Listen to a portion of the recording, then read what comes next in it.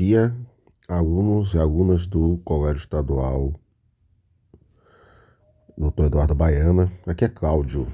Eu espero que vocês estejam bem e estou aqui para poder fazer uma apresentação do nosso assunto da semana, que é o assunto ligado à competência 1 do Exame Nacional do Ensino Médio, do Enem, e também o assunto ligado ao Ensino Fundamental 2 no nono ano letivo, que é o período simples e composto.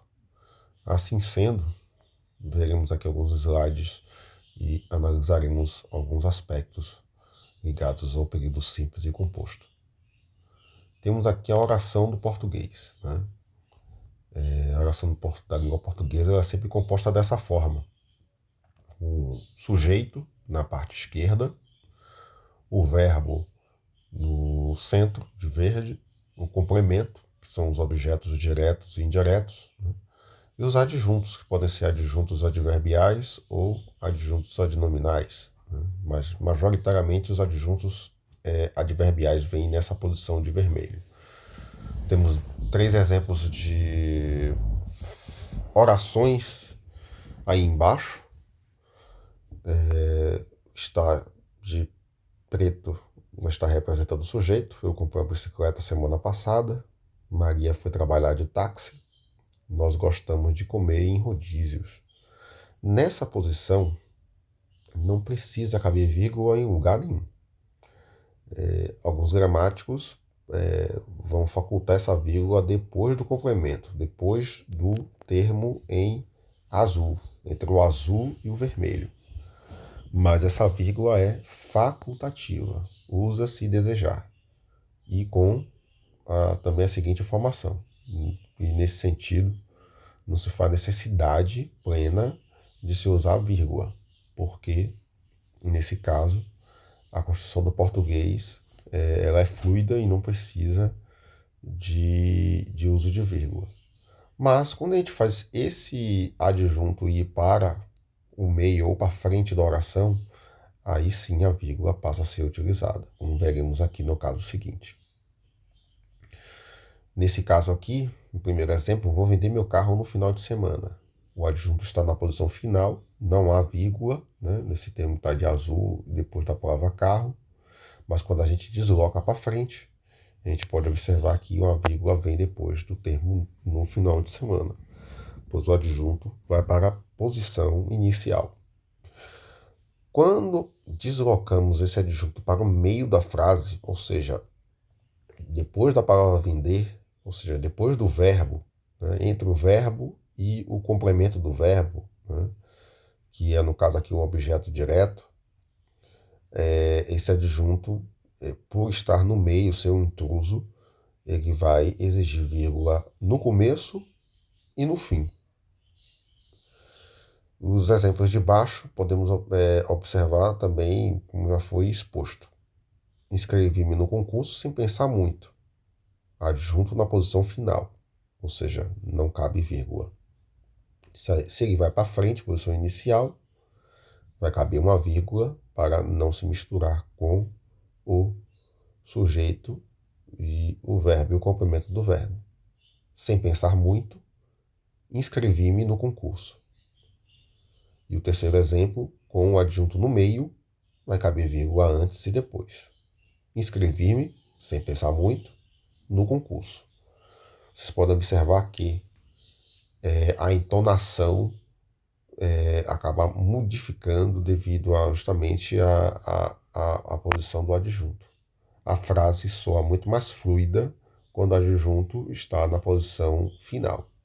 Mas sabemos que, por questões de estilo, isso pode ser modificado no decorrer das frases escritas pelos escritores. Aqui temos um exemplo de uso de vírgula obrigatória e facultativa. A vírgula facultativa ela é usada para os adjuntos adverbiais curtos, como hoje, amanhã, de tarde. São vírgulas facultativas por causa de serem advérbios curtos. Mas quando o advérbio é polissílabo, ou é muito longo, né? Ou quando de fato é uma oração subordinada adverbial, Aí, nesse caso, a vírgula se torna obrigatória para não se misturar nem confundir o leitor, né, do adjunto adverbial, da oração adverbial com o sujeito e o verbo. Daí que nos 3 últimos exemplos de baixo desse slide são adjuntos mais longos, né, e também compostos por orações, né, embora fosse impossível uma oração subordinada, vai caber uma vírgula ali e a vírgula será obrigatória porque todos eles estão deslocados para a parte da frente da oração. Aqui temos a noção do que é período, que é uma frase formada por alguma ou mais orações com sentido completo, ou seja, cada oração apresenta apenas uma ação verbal. O período simples é formado apenas por uma oração. O período composto por 2 ou mais orações, ou seja, a diferenciação entre uma e outra se dá dessa forma. Temos aqui um exemplo de período simples e período composto. Período simples, eu cheguei no Rio ontem, ele comeu um pastel de queijo, ele foi andar na praia. Pegando a base das mesmas orações, né? Eu cheguei no Rio ontem e visitei minha família. Você pode observar que há o uso de 2 verbos. Ele comeu um pastel de queijo e bebeu um suco de melão. Para poder observar que há 2 ações e 2 verbos. Ele foi andar na praia e conviver com os amigos. Pode observar que há 2 usos verbais, né, e 2 ações. Temos aqui uma frase retirada de um portal de internet aqui do estado da Bahia. Morre no hospital a 10ª vítima de chacina de Mata de São João. Nesse caso aqui, há apenas uma ação, né, por causa de um verbo. Né. Embaixo, né, onde está escrito: adolescente chegou a se esconder debaixo da cama, mas teve metade do corpo queimado. Aqui teremos 2 ações. Né. A primeira, do fato do adolescente chegar a se esconder, né, e a segunda ação de ter tido metade do corpo queimado, né, devido a essa noção, esse problema que ocorreu em 2023. Aqui temos mais uma diferenciação entre período simples e composto. Né?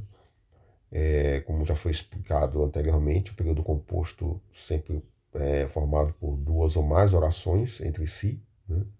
Mas elas também existe uma outra relação de sentido no período composto, que essa relação pode ser de coordenação ou de subordinação.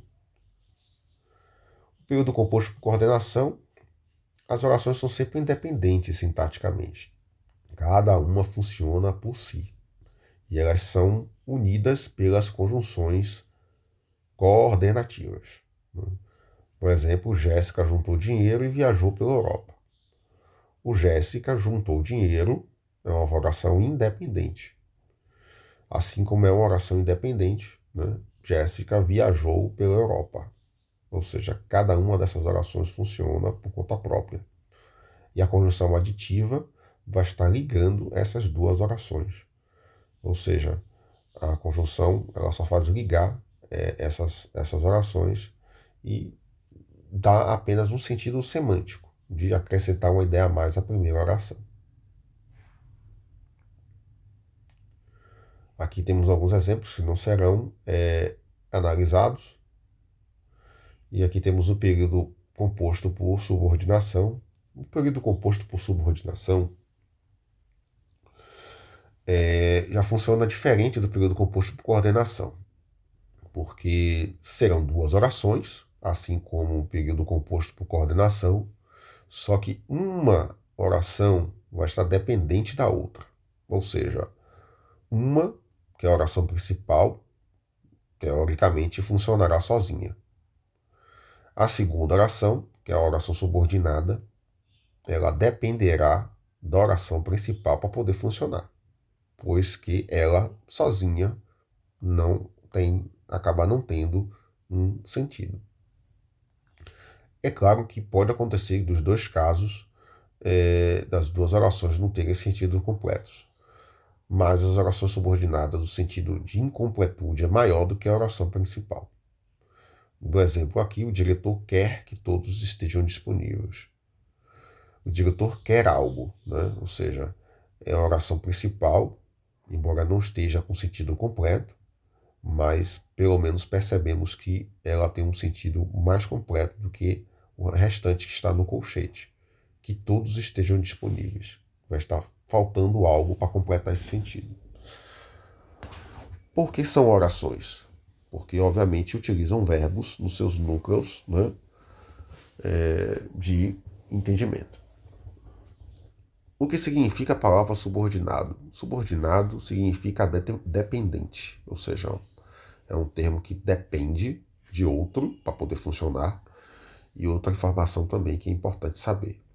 A palavra subordinado significa hierarquicamente inferior, ou seja, a palavra subordinado ela está abaixo, né, hierarquicamente da oração principal. Ou seja, ela é dependente, né, e ela tem um valor inferior à oração principal. Mas ela continua tendo o estatuto de oração por ter verbo. Temos aqui uma informação no portal, né, do oficial do estado da Bahia. Mais do que nunca, muitos baianos e baianas precisam de todos nós. Podemos observar aqui, né, que o mais do que nunca é um adjunto adverbial deslocado, e aí vai vir uma vírgula depois dele, e aí vem a oração normal, né? Esse mais do que nunca, se tivesse lá depois de todos nós, provavelmente não precisaria se usar vírgula. Nessa frase aqui de baixo, nós vamos disputar cada jovem da Bahia para que não siga o caminho do mal, afirma o governador em entrega de complexo poliesportivo de Tapetinga. Observe bem, nós vamos disputar cada jovem da Bahia, aqui é a oração principal.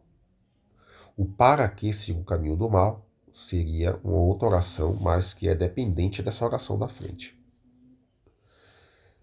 Afirma o governador, aí já é uma terceira oração independente, por causa da vírgula que vem depois.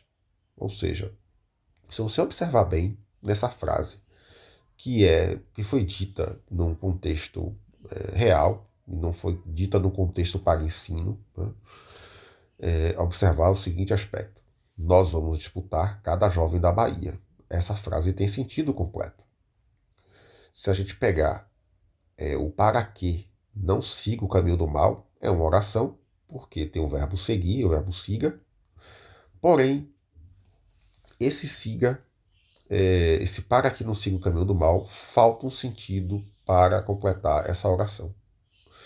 E o afirma governador, em entrega do complexo esportivo, é uma oração independente, também funciona sozinho. Eu tenho certeza que esse assunto é relativamente complexo e precisa de aprofundamento, né? Outras orientações serão feitas presencialmente e também se faz necessário aprofundar a compreensão e a interpretação desse assunto, né, com conteúdos da apostila e também extraescolares. No mais, as dúvidas que houverem serão tiradas presencialmente, né, ou de forma online. Um abraço a todos e desejo tudo de bom para vocês.